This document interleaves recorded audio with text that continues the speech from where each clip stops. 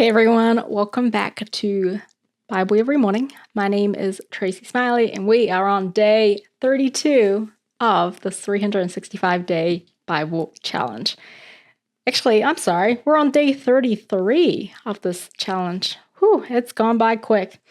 Today we're going to be reading Mark 6-7.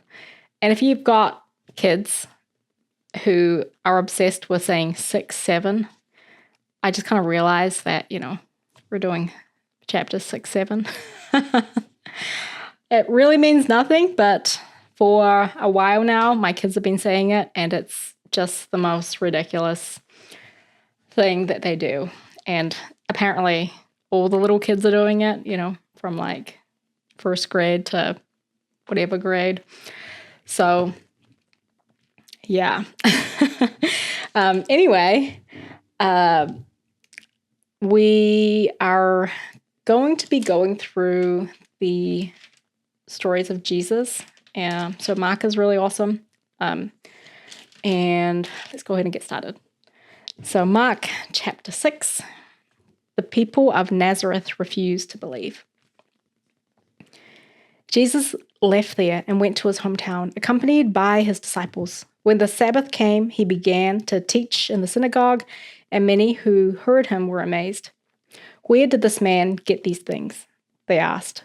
"What's this wisdom that has been given to him, that he even does miracles? Isn't this the carpenter? Isn't this Mary's son and the brother of James, Joseph, Judas, and Simon? Aren't his sisters here with us?" And they took offense at him. Jesus said to them, "Only in his hometown, among his relatives, and in his own house is a prophet without honor. He could not do any miracles there, except lay his hands on a few sick people and heal them. And he was amazed at their lack of faith." Then Jesus went around teaching from village to village, calling the 12 to him. He sent them out 2 by 2 and gave them authority over evil spirits. These were his instructions. "Take nothing for the journey except a staff, no bread, no bag, no money in your belts. Wear sandals, but not an extra tunic. Whenever you enter a house, stay there until you leave that town. And if any place will not welcome you or listen to you, shake the dust off your feet when you leave as a testimony against them." They went out and preached that people should repent. They drove out many demons and appointed many sick people with oil and healed them. King Herod heard about this, for Jesus' name had become well known. Some were saying, "John the Baptist has been raised from the dead, and that is why miraculous powers are at work in him." Others said, "He is Elijah." And still others claimed, "He is a prophet, like one of the prophets of long ago." But when Herod heard this, he said, "John, the man I beheaded, has been raised from the dead." For Herod himself had given orders to have John arrested, and he had him bound and put in prison. He did this because Herodias, his brother Philip's wife, whom he had married. For John had been saying to Herod, "It is not lawful for you to have your brother's wife." So Herodias nursed a grudge against John and wanted to kill him, but she was not able to because Herod feared John and protected him, knowing him to be a righteous and holy man. When Herod heard John, he was greatly puzzled, yet he liked to listen to him. Finally, the opportune time came. On his birthday, Herod gave a banquet for his high officials and military commanders and the leading men of Galilee. When the daughter of Herodias came in and danced, he pleased Herod and his dinner guests. The king said to the girl, "Ask me for anything you want, and I'll give it to you." And he promised her with an oath, "Whatever you ask, I will give you, up to half my kingdom." She went out and said to her mother, "What shall I ask for?" "The head of John the Baptist," she answered. At once the girl hurried in to the king with the request, "I want you to give me right now the head of John the Baptist on a platter." The king was greatly distressed, but because of his oaths and his dinner guests, he did not want to refuse her. So he immediately sent out an executioner with orders to bring John's head. The man went, beheaded John in the prison, and brought back his head on a platter. He presented it to the girl, and she gave it to her mother. On hearing this, John's disciples came and took his body and laid it in a tomb. The apostles gathered around Jesus and reported to him all they had done and taught. Then, because so many people were coming and going that they did not even have a chance to eat, he said to them, "Come with me by yourselves to a quiet place and get some rest." So they went away by themselves in a boat to a solitary place. But many who saw them leaving recognized them and ran on foot from all the towns and got there ahead of them. When Jesus landed and saw a large crowd, he had compassion on them because they were like sheep without a shepherd. So he began teaching them many things. By this time it was late in the day, so the disciples came to him. "This is a remote place," they said, "and it's already very late. Send the people away so they can go to the surrounding countryside and villages and buy themselves something to eat."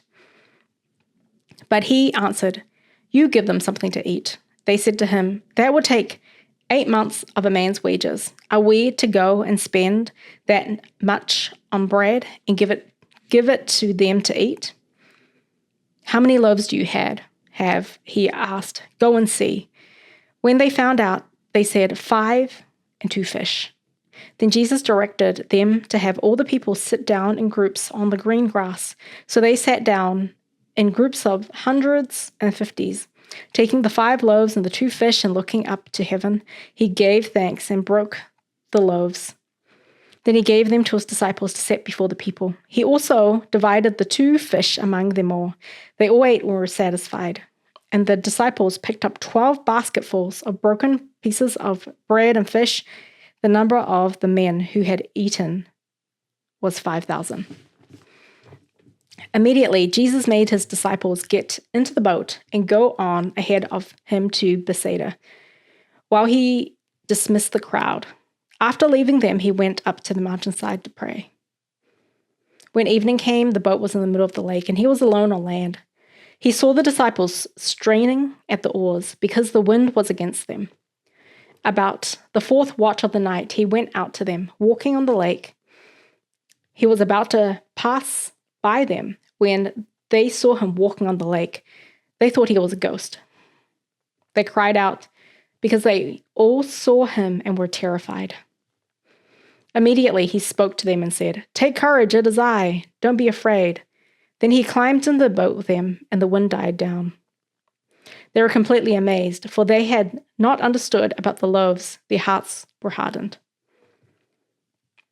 When they had crossed over, they landed in Gennesaret and anchored there. As soon as they got out of the boat, people recognized Jesus. They ran throughout whole region and carried the sick on mats to wherever they heard he was. And wherever he went, into villages, towns, and countryside, they placed the sick in the marketplaces. They begged him to let them touch even the edge of his cloak, and all who touched him were healed. Mark chapter 7. Jesus teaches about impurity. The Pharisees and some of the teachers of the law who had come from Jerusalem gathered around Jesus and saw some of his disciples eating food with hands that were unclean, that is, unwashed. The Pharisees and all the Jews do not eat unless they give their hands a ceremonial cleaning, holding to the tradition not to eat unless they give their hands a ceremonial washing, holding to the tradition of the elders. When they come from the marketplace, they do not eat unless they wash, and they observe many other traditions, such as the washing of cups, pitchers, and kettles. So the Pharisees and teachers of the law asked Jesus, "Why don't your disciples live according to the tradition of the elders instead of eating their food with unclean hands?"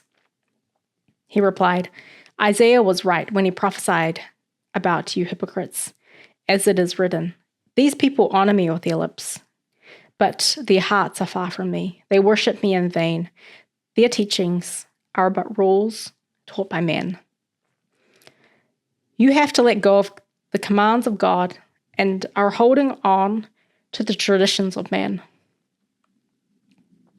He said to them, "You have a fine way of setting aside the commands of God in order to observe your own traditions. For Moses said, honor your father and mother, and anyone who curses his father or mother must be put to death. But you say that if a man says to his father or mother, whatever help you might otherwise have received from me is korban, that is, a gift devoted to God, then you no longer let him do anything for his father or mother. Thus you nullify the word of God by your tradition that you have handed down, and you do many things like that. Again, Jesus called the crowd to him and said, listen to me, everyone, and understand this. Nothing outside a man can make him unclean by going into him. Rather, it is what comes out of a man that makes him unclean. After he had left the crowd and entered the house, the disciples asked him about the parable. Are you so dull? He asked. Don't you see that nothing that enters a man from the outside can make him unclean? For it doesn't go into his heart, but into his stomach, then out of his body. In saying this, Jesus declared all foods clean. He went on, what comes out of a man is what makes him unclean. For from within, out of man's hearts come evil thoughts, sexual immorality, theft, murder, adultery, greed, malice, deceit, lewdness, envy, slander, arrogance, and folly. All these evils come from inside and make a man unclean. Jesus left that place and went to the vicinity of Tyre. He entered a house and did not want anyone to know it. Yet he could not keep his presence secret. In fact, as soon as she heard about him, a woman whose little daughter was possessed by an evil spirit came and fell at his feet. The woman was a Greek, born in Syrian Phoenicia. I think is how you pronounce it. She begged Jesus to drive the demon out of her daughter. First, let the children eat all they want, he told her, for it is not right to take the children's bread and toss it to the dogs. Yes, Lord, she replied, but even the dogs under the table eat the children's crumbs. Then he told her, for such a reply you may go, the demon has left your daughter. She went home and found her child lying on a bed, the demon gone. Then Jesus left the vicinity of Tyre and went through Sidon, down to the Sea of Galilee and into the region of the Decapolis. There some people brought to him a man who was deaf and could hardly talk, and they begged him to place his hand on the man. After he took him aside, away from the crowd, Jesus put his fingers into the man's ears. Then he spit and touched the man's tongue. He looked up to the heaven and with a deep sigh said to him, Ephphatha, which means be opened. At this, the man's ears were opened. His tongue was loosened, and he began to speak plainly. Jesus commanded them not to tell anyone. But the more he did so, the more they kept talking about it. People were overwhelmed with amazement. He has done everything well, they said. He even makes the deaf hear and the mute speak. So we've finished Mark chapter 6 and 7.